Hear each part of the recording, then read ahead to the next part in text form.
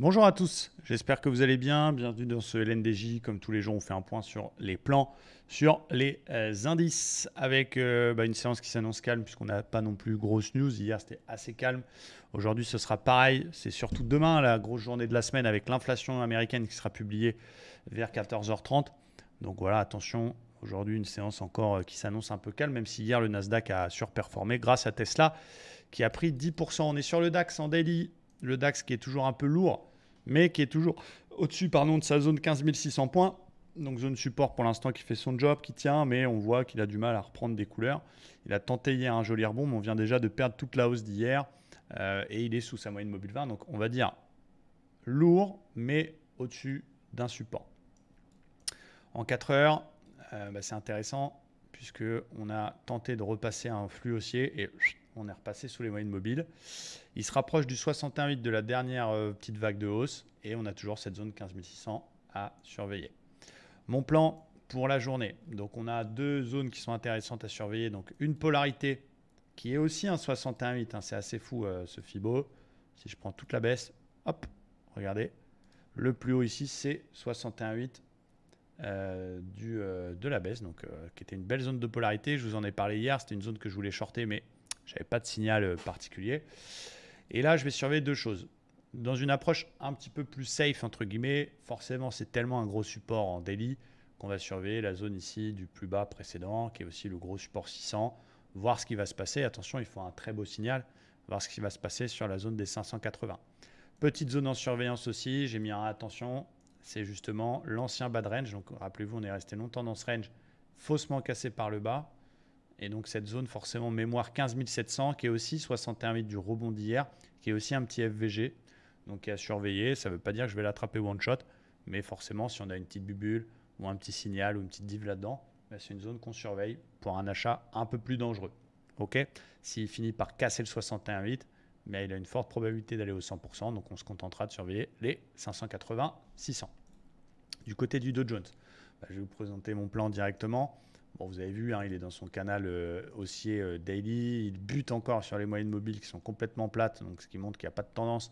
C'est pour ça que c'est plus difficile ces dernières semaines. Il n'y a pas de grosse tendance, donc voilà, c'est moins évident à lire. 4 heures, il a quand même tenté de rebondir, mais il a été bloqué par les 50%. Et donc, on a des zones assez identifiées avec une zone polarité qui fait parfaitement son job, qui est l'ancien haut du range de début septembre, fin août, et l'ancien bas de range identique. Donc on a cette belle polarité autour des 50 qui ne passe pas. On a tenté de la perforer hier, mais elle ne passe pas. Le flux reste quand même légèrement ascendant court terme. On a des petits plus hauts et plus bas, plus en plus haut, mais on n'arrive pas à passer cette polarité. Donc on a un support un petit peu plus bas qui est l'ancien bas de range qui a été faussement cassé, qui converge avec le bas du canal. Ok, et on a un 61,8 de toute cette baisse. Donc je vais surveiller plusieurs choses. En cas de repli, je vais surveiller la convergence bas de canal 34 650 qui est le plus bas précédent et qui est un niveau quand même important pour un achat contre flux, mais dans la tendance majeure sur signal.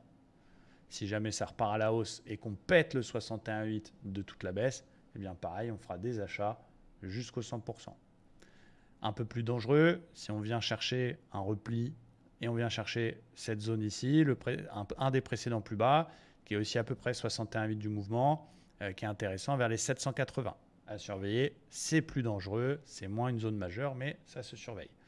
Et complètement contre le flux, mais pareil, vu qu'on voit que ça ne passe pas, bien ça se surveille. Si on revient faire un nouvel échec dans la même zone polarité qu'on a un setup, c'est une zone que je peux tenter en vente, mais il va me falloir un très beau signal. Donc je répète, 61,8, on paye, on va chercher les 100%. La grosse zone convergence avec le bas du canal, ça surveille. Plus dangereux, le 760, 780 à surveiller. Et contre-tendance, mais si on a un très beau setup, la zone 35 080, si on a une belle config. Côté Nasdaq, pour terminer, donc il est en daily quand même en tendance haussière. Mais voilà, on a un peu du mal. Il a intéressant à regarder avant de parler des tops et des bottoms. On voit qu'il a buté encore une fois le fameux 61,8. Je fais une vague de dégueulerie, je rebondis 61,8 qui ne passe pas. C'est intéressant. Et du coup, on en est là. On est bloqué par une oblique et on a un support sous les fesses.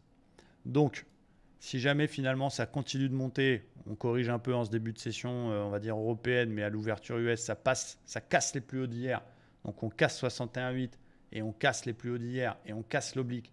Bah là, c'est un peu plus alléchant. On a un peu de place pour aller au moins chercher la zone des 780-800 dans le flux, dans la tendance de fond. Plus dangereux, c'est on vient rechercher la zone d'hier, 540, une polarité ici en gris un peu plus joueuse. C'est aussi le support. C'est un niveau qui se surveille pour un achat sur repli un peu plus dangerous. OK. Cette zone, elle sera aussi à surveiller pour le river si on y va parce que c'est un niveau important. Et des ventes uniquement si on finit par repasser sous le support oblique qui tient là pour le coup, qui est assez intéressant. Si on passe en flux baissier et qu'on repasse sous la polarité, là on pourra tenter des ventes jusqu'au 100%, mais ce sera contre-tendance, donc ce sera un peu plus dangereux. On va dire qu'en gros, le plus bas précédent, il est à 550, 540. C'est uniquement en dessous que je vendrai le Nasdaq. Donc sous 550-40 des ventes. Dans cette zone, un achat un petit peu plus dangereux. Au-dessus des plus hauts, un achat un petit peu plus safe. On peut être dans une petite phase de conso, mais ça peut passer par le haut pour viser les 800. Et 800, on surveille. Voilà ce que je surveille sur les indices cet après-midi. On va voir si on a du 5 étoiles. Pas de biais. Hier, je n'ai pas eu de réussite. Alors, vraiment, j'ai tenté un achat sur l'OPR réintégré. Je pense que beaucoup l'ont tenté dans la zone justement ici. Je vous en parle 2 secondes. J'ai tenté un achat ici avec un stop sous les plus bas. Je me suis fait stopper pour 8 points et il a été à mon TP. Donc voilà, j'espère avoir un peu plus de réussite aujourd'hui. On va surveiller ça. C'est le métier qui rentre, il n'y a pas de souci. Et bon courage à tous, très belle session et à demain. Ciao!